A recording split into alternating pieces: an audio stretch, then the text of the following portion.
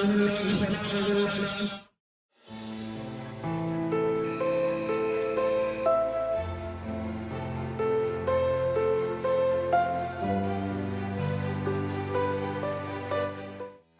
ਈਦ ਦਾ ਦਿਨ, ਹਰ ਬੰਦਾ ਖੁਸ਼ ਹੈ, ਹਰ ਘਰ ਦੇ ਵਿੱਚ ਖੁਸ਼ੀ ਹੈ, ਹਰ ਬੰਦਾ ਇੰਜੋਏ ਕਰ ਰਿਹਾ ਹੈ। ਸਾਡੇ ਪਿੰਡ ਦਾ ਹਰ ਬੱਚਾ, ਹਰ ਸਿਆਣਾ, ਹਰ ਬੰਦਾ ਅੱਜ ਬਾਹਰ ਆਇਆ ਹੋਇਆ ਇੰਜੋਏ ਕਰ ਰਿਹਾ। ਇੱਕ ਬੰਦਾ ਹੈ ਉਹ ਇਹਨਾਂ ਚੀਜ਼ਾਂ ਤੋਂ ਬਹੁਤ ਜ਼ਿਆਦਾ ਦੂਰ ਹੋ ਗਿਆ ਹੈ, ਬਹੁਤ ਜ਼ਿਆਦਾ ਦੂਰ।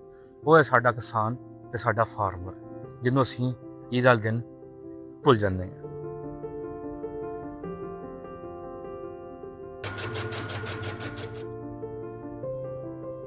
ਜਦੋਂ ਤੁਸੀਂ ਸਵੇਰ ਉੱਠ ਕੇ ਈਦ ਦੀ ਨਮਾਜ਼ ਦੀ ਤਿਆਰੀ ਕਰਦੇ ਹੋ, ਉਹ ਉਸ ਤੋਂ ਪਹਿਲੇ ਸਵੇਰ ਫਜਰ ਦੀ ਨਮਾਜ਼ ਟਾਈਮ ਉੱਠ ਕੇ ਖੇਤਾਂ ਨੂੰ ਜਾਂਦਾ।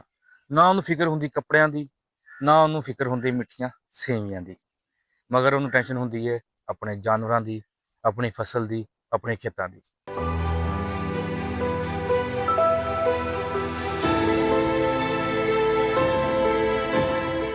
ਹਨੇਰੀ ਹੋਵੇ, ਤੂਫਾਨ ਹੋਵੇ, ਬਾਰਿਸ਼ ਹੋਵੇ, ਕਿਸਾਨ ਪੱਠੇ ਵੱਢ ਰਿਹਾ, ਸਪਰੇਅ ਕਰ ਰਿਹਾ, ਗੋਡੀਆਂ ਕਰ ਰਿਹਾ। ਕਿਸਾਨ ਆਪਣਾ ਕੰਮ ਨਹੀਂ ਭੁੱਲਦਾ। ਕਿਸਾਨ ਦੇ ਬੱਚੇ ਕਿਸਾਨ ਦਾ ਵੇਟ ਕਰ ਰਹੇ ਹੁੰਦੇ ਨੇ ਕਿ ਸਾਡਾ ਅੱਬਾ ਆਏਗਾ, ਸਾਨੂੰ ਈਦੀ ਦੇਗਾ।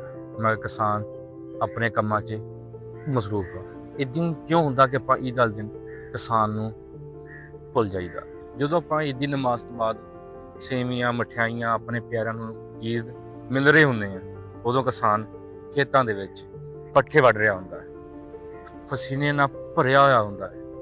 ਉਹਦੇ ਦਿਲ 'ਚ ਖਿਆਲ ਨਹੀਂ ਹੁੰਦਾ ਕਿ ਮੈਂ ਵੀ ਪਿੰਡ ਹੁੰਦਾ, ਮੈਂ ਵੀ ਘਰ ਹੁੰਦਾ, ਮੈਂ ਵੀ ਆਪਣੇ ਬੱਚਿਆਂ ਦੇ ਨਾਲ ਆਪਣੀ ਇਸ ਖੁਸ਼ੀ ਦੇ ਵਿੱਚ ਸ਼ਾਮਲ ਹੁੰਦਾ। ਇਹ ਆਪਣਾ ਕਿਸਾਨ ਹੈ, ਜਿਹਨੂੰ ਅੱਜ ਲੋਕ ਭੁੱਲ ਚੁੱਕੇ ਨੇ, ਜਿਹਨੂੰ ਕਹਿੰਦੇ ਨੇ ਇਹ ਮਾਫੀਆ ਹੈ। ਕਿਸਾਨ ਦੇ ਬੱਚੇ ਇਸ ਖੁਸ਼ੀ ਤੋਂ ਮਹਿਰੂਮ ਰਹਿ ਜਾਂਦੇ ਨੇ, ਕਿਉਂਕਿ ਉਹਨਾਂ ਦਾ ਬਾਪ ਖੇਤਾਂ ਵਿੱਚ ਕੰਮ ਕਰ ਰਿਹਾ ਹੁੰਦਾ। ਅਕਸਰ ਤੇ ਇਦਾਂ ਹੁੰਦਾ ਹੈ ਕਿ ਉਹ ਇੰਨਾ ਲੇਟ ਹੋ ਜਾਂਦਾ ਹੈ ਕਿ ਈਦ ਦੀਆਂ ਰੌਣਕਾਂ ਵੀ ਖਤਮ ਹੋ ਜਾਂਦੀਆਂ ਨੇ। ਫਿਰ ਵੀ ਉਹ ਕਿਸੇ ਨੂੰ ਕੋਈ ਵੀ ਸ਼ਿਕਾਇਤ ਨਹੀਂ ਕਰਦਾ, ਕਿਸੇ ਨੂੰ ਕੁਛ ਨਹੀਂ ਕਹਿੰਦਾ। ਉਹਨੂੰ ਪਤਾ ਹੈ ਕਿ ਜਿਹੜੇ ਵੀ ਇਸ ਟਾਈਮ ਘਰ ਦੇ ਵਿੱਚ ਰੋਟੀ ਪੱਕ ਰਹੀ ਹੈ, ਆਟਾ ਹੈ, ਦਾਣੇ, ਕਿਸਾਨ ਨਾ ਹੋਵੇ ਤੇ ਕਿਸੇ ਦੇ ਘਰ ਕੁਛ ਵੀ ਨਾ ਹੋਵੇ। ਉਹ ਆਪਣੀ ਖਾਤਰ, ਆਪਣੇ ਪੰਜਾਬ ਦੀ ਖਾਤਰ, ਆਪਣੇ ਲੋਕਾਂ ਦੀ ਖਾਤਰ ਆਪਣੀ ਖੁਸ਼ੀਆਂ ਤੋਂ ਬਹੁਤ ਦੂਰ ਬੈਠਾ। ਜਦੋਂ ਤੁਸੀਂ ਅੱਜ ਖੁਸ਼ੀਆਂ ਮਨਾ ਰਹੇ ਹੋ ਆਪਣਿਆਂ ਨਾਲ, ਆਪਣੇ ਪਿਆਰਿਆਂ ਨਾਲ, ਇੱਕ ਵਾਰੀ ਕਿਸਾਨ ਨੂੰ ਜ਼ਰੂਰ ਯਾਦ ਕਰਿਓ, ਜ਼ਰੂਰ ਸੋਚਿਓ ਉਹ ਕਿਹਦੇ ਵਾਸਤੇ ਕਰਦਾ, ਕਿਉਂ ਕਰਦਾ। ਅੱਜ ਕਿਸਾਨ ਬਹਿ ਜਾਏਗਾ ਤੇ ਫਸਲ ਕੌਣ ਉਗਾਏਗਾ, ਸਬਜ਼ੀ ਕੌਣ ਉਗਾਏ? ਇਸ ਮੌਕੇ ਦੇ ਉੱਤੇ ਕਿਸਾਨ ਨੂੰ ਯਾਦ ਕਰਨਾ ਬਹੁਤ ਬਹੁਤ ਜ਼ਰੂਰੀ ਹੋ ਗਿਆ। ਇਹ ਵੀਡੀਓ ਮੇਰੇ ਭਰਾ ਜਿੰਨੇ ਫਾਰਮਰ ਨੇ, ਜਿੰਨੇ ਕਿਸਾਨ ਨੇ, ਉਹਨਾਂ ਸਾਰਿਆਂ ਵਾਸਤੇ। ਜਿਉਂਦੇ ਰਹੋ, ਵਸਦੇ ਰਹੋ।